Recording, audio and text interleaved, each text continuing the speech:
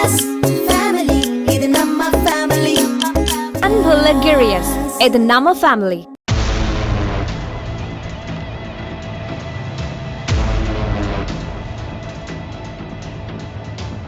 பெங்களூருவில் கொடிக்கைஹள்ளி பகுதியைச் சேர்ந்த 56 வயதான ஷோபாவுக்கு 2 மகள்கள் உள்ளனர்.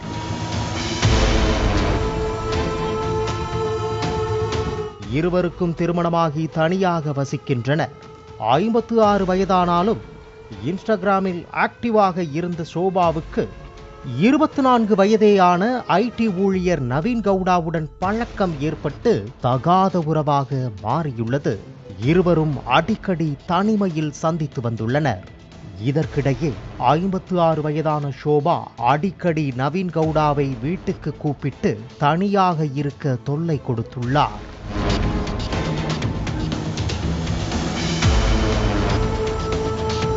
இதனால் ஆத்திரமடைந்த நவீன் கவுடா வீட்டுக்கு சென்று தனிமையில் இருந்தபோது ஷோபாவை கொலை செய்துவிட்டு தப்பிவிட்டார்.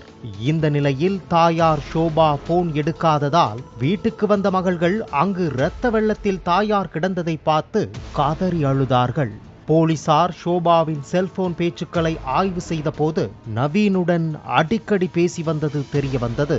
தொடர்ந்து நவீனை கைது செய்து விசாரித்த போது ஷோபாவை கொன்றதை ஒப்புக்கொண்டார்.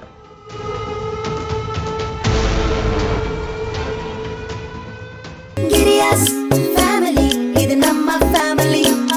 அன்புள்ள கிரியஸ், இது நம்ம ஃபேமிலி.